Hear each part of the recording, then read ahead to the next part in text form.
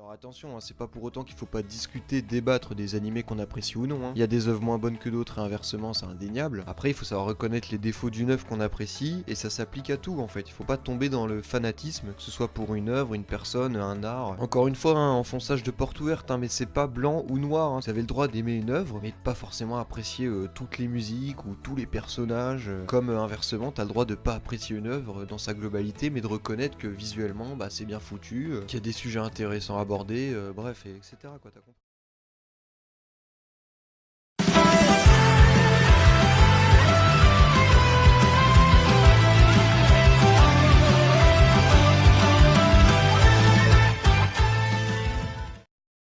Afin de préserver la santé auditive de mes auditeurs, je ne parlerai pas de la vidéo réaction de Dracolite concernant le premier épisode des Gachi.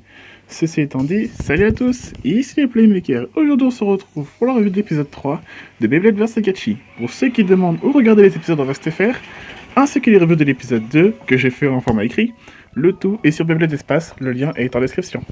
Cette semaine marque l'arrivée d'un nouveau personnage, ainsi que sa veille. Parlons-en tout de suite. C'est le matin et à peine levé que Drum va affronter Amane encore une fois. Son oncle lui dit qu'il faut s'entraîner en faisant de la course, et Drum part courir. Sur le chemin, il tombe sur ce qui ressemble à un bel club et s'incruste dans le plus grand des calmes.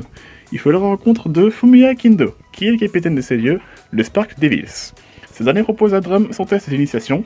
Sabai est effectivement une Fafnir, mais attention, il s'agit dans l'anime d'une Fafnir différente de la Fafnir de Free de la Oya, exactement comme les Carbeus de Kensuke et Kyle, ou encore Excalibur de Shaka et Shan.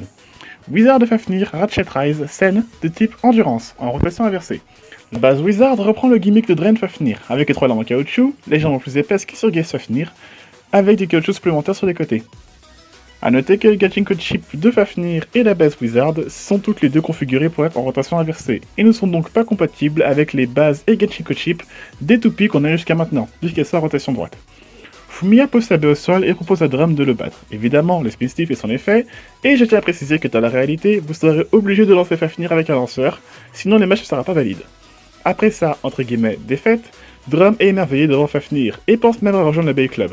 Cependant, les membres des Victories débarquent et Nichita fait bien comprendre à Drum que Fumiya est un énorme FDP. Parce que oui, les Spark Devils et les Victories semblent être des rivaux de longue date, et ça n'a rien de si amical que ce qu'on a pu voir par le passé dans Beyblade Burst. Et ça, c'est cool, ça change un peu. Plus, on apprend aussi qu'Amane et Fumiya se connaissent, et ce, avant même d'avoir des Gachingobe. Du développement de personnage, que demander plus? Eh ben, des battles. Le combat commence et Fumiya décide de ne pas aller au centre du stadium, contrairement à Amane. Ashura contre-attaque avec le Keep Counter, et ce dernier s'attaque directement au disque de Fafnir. Erreur. Fumiya utilise un autre coup spécial, le Ratchet Drain. Le disque Ratchet de Fafnir a la même capacité que Riken, le disque d'Ashura, mais ne peut tourner que vers la droite et reste bloqué vers la gauche, ce qui donne une capacité spin steel en plus à Fafnir. Mais Amane n'abandonne pas et utilise Hurricane Defense. Cette fois-ci, Ashura s'incline de manière à ce que le layer de Fafnir frappe directement son disque, de manière à annuler sa capacité spin steel. Et alors que Fafnir est sur le point de s'arrêter, Fumiya utilise le Wizard Blow. Le Driver Rise est une pointe fine légèrement arrondie, avec une coupole autour, lui permettant une bonne stabilité en fin de rotation. Et c'est Fumiya qui remporte le combat. Voyant le comportement odieux des membres des Spark Devils, Drum décide de rester avec les Victories, malgré sa défaite. Car même s'il ne gagne pas tout le temps et qu'il n'est pas très fort, il préfère progresser tout en s'amusant avec son oncle, et honnêtement, c'est la raison pour laquelle je préfère Drum à Aiga. En 3 épisodes, il a un meilleur esprit du Beyblade que l'a eu Aiga en 50 ans un épisode, et rien que pour ça, cette saison ne mérite pas d'être injustement critiquée.